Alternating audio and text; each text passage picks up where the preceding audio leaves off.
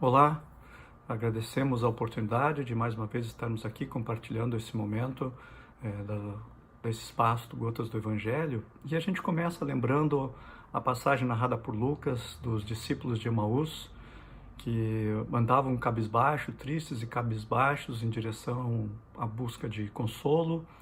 E o céu mandou o próprio Senhor Jesus a consolar, esclarecer eles, mas eles não conseguiram entender o que estava acontecendo, numa demonstração de que quando a gente está triste ou cabisbaixo, a gente não consegue perceber essas bênçãos que vêm do céu e que isso pode trazer um certo problema para o nosso dia a dia. Vamos ver se André Luiz consegue, através dos seus instrutores e das conclusões dele próprio, esclarecer e a gente consegue alcançar um pouquinho de entendimento do que aconteceu com esses discípulos.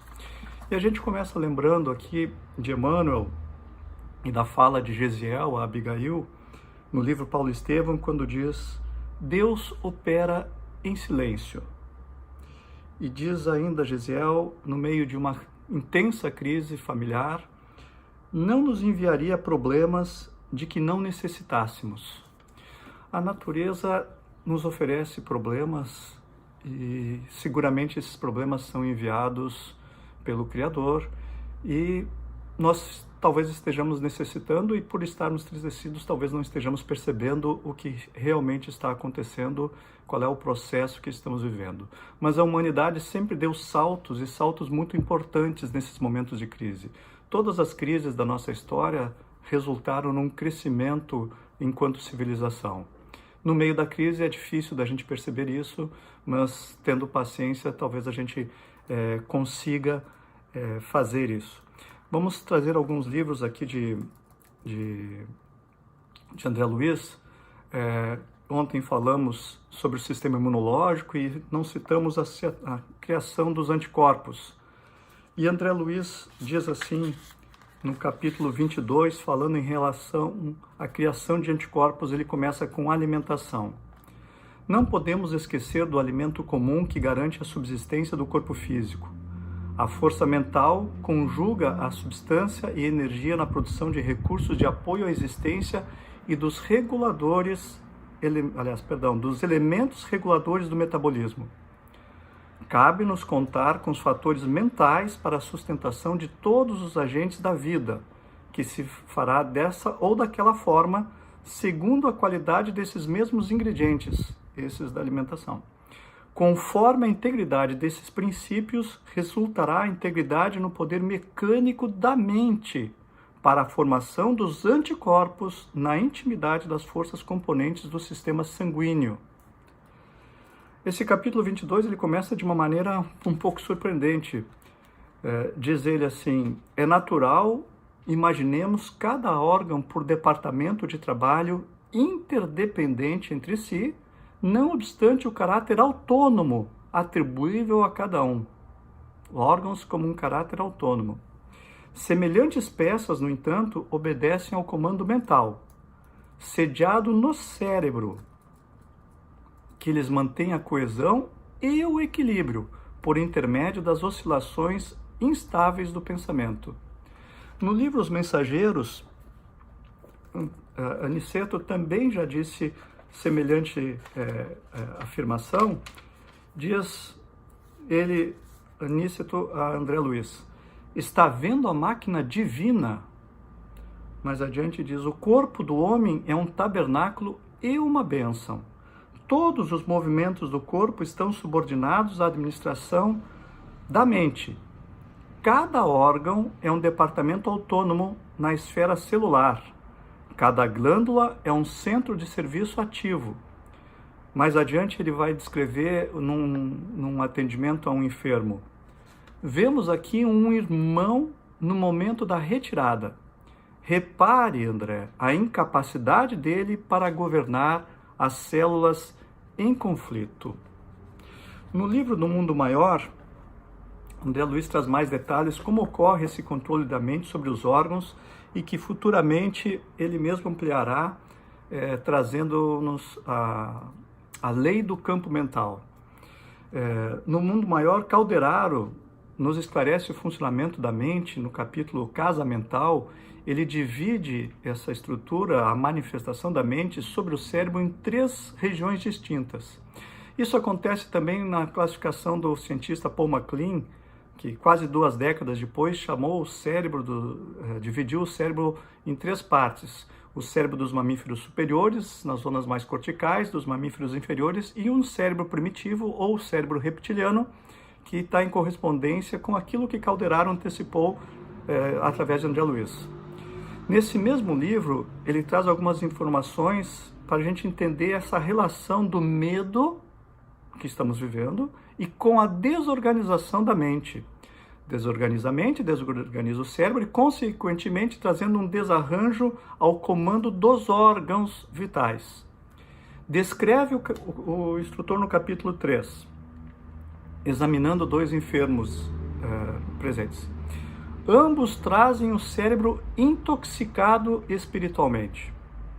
Rolaram do 3º andar, entregando-se ao relaxamento da vontade, deixaram de acolher-se no 2º andar e caíram, então, no 3º andar, nas esferas dos impulsos instintivos, onde se arquivam todas as experiências da animalidade anterior. Mais adiante, no capítulo 4, ele vai dizer assim: temos aqui 2 amigos de mente fixada na região dos instintos primitivos, desorganizando também o sistema endócrino e perturbando os órgãos vitais. Bom, agora, como é que isso seria possível?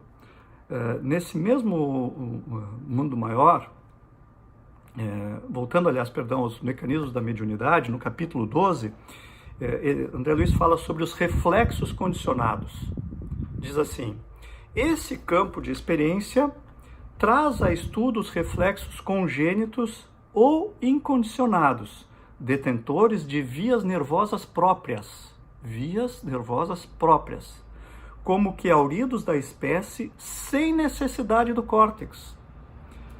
Esses reflexos adquiridos ou condicionados, que não surgem espontaneamente, mas sim conquistados pelo indivíduo no curso da existência, os reflexos adquiridos ou condicionados que se utilizam da intervenção necessária do córtex espiritual, desenvolvem-se sobre os reflexos pré-existentes, a maneiras de construções emocionais, por vezes instáveis.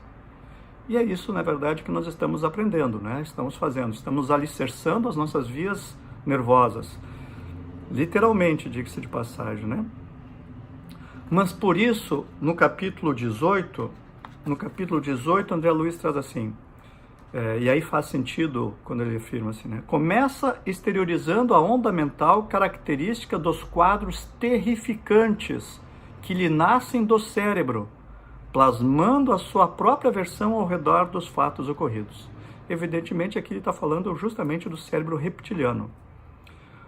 Os fenômenos mentais, eles são de natureza elétrica e talvez até eletromagnética. Se é de uma natureza eletromagnética, ele tem que obedecer naturalmente às questões das leis da física. Nesse livro, é interessante que nos capítulos iniciais desse livro, André Luiz traz assim questões da base, da formação e como se propaga esses estímulos elétricos e eletromagnéticos e mentoeletromagnéticos através dessas vias cerebrais. É mais ou menos assim, quando nós recebemos muitos estímulos sensoriais, é como se eles sobrecarregassem por efeito de indução todo o sistema nervoso, ou pelo menos aquela micro-região nervosa que vai ser um domínio, que ele chama de domínio ou spin, na linguagem mais eletroeletrônica, né? E principalmente isso ocorre na região dos gânglios da base, que constitui esse cérebro reptiliano, e que vai controlar os nossos órgãos vitais, especialmente os centros vasomotores que ficam a nível do bulbo e da ponte e que vão controlar o sistema cardiopulmonar. A partir do tálamo e do hipotálamo, que fica acima do bulbo e da ponte, né? E é no tálamo e hipotálamo que o espírito se manifesta mecanicamente, né?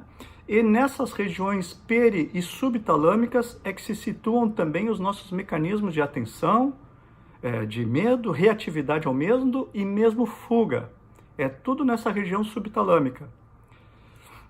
Diz o benfeitor André Luiz, quando ele descreve esses mecanismos de indução e como funciona a parte eletromagnética dessa região.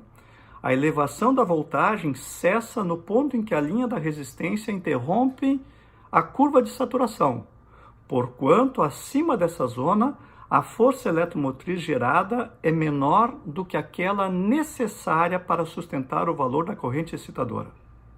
A resistência excessiva do circuito no campo poderá advir de ligações inconvenientes ou de influências perniciosas nos detritos acumulados. Detritos, a gente sabe o que ele está falando, que a gente acumula nos nossos recônditos da consciência. Essas ligações invertidas formam circuitos mentais invertidos, em razão do monoideísmo vicioso, na maioria das vezes agravada por influências obsessivas. Considerando, se a gente pegar assim, fazer um apanhado geral de todas essas informações aí, né, a gente pode ter vários ingredientes e essas situações a gente pode fazer um raciocínio até, que se a gente fecha esse circuito dessas informações que nos chegam, as informações sensoriais, periféricas da nossa sociedade, não abrimos o nosso circuito através do córtex cerebral para o alto. É como uma chave interruptora. Então, para a gente finalizar, agradecendo mais uma vez a atenção de todos, agradecendo o Cristo e o processo educativo planetário que estamos vivendo, vamos fazer, convido a fazer o que os discípulos de Emaús fizeram para conseguir perceber essas bênçãos. Eles erguem os olhos, dão abrigo a Nosso Senhor Jesus em suas casas e oferecem o pão para que Ele parta, distribui, abençoe e distribui esse pão, que nós tenhamos serenidade para fazer o mesmo e receber Nosso Senhor Jesus nas nossas intuições, nas nossas inspirações, trazendo o pão do conhecimento espiritual e tenhamos também a sua paz. Não a paz do mundo, mas a paz do Nosso Senhor Jesus em nossos corações. E com ela completarmos o aprendizado necessário deste momento. Enquanto isso, que estamos aqui na linha assim, esperando ser chamados, convocados para a linha de frente, vamos manter as vibrações de luz e de paz para todos esses irmãos que já estão na linha de frente, para que quando a gente seja chamado, a gente sustente essa vibração e consigamos fazer aquilo que Francisco de Assis nos deixou como orientação. Sejamos instrumento da paz.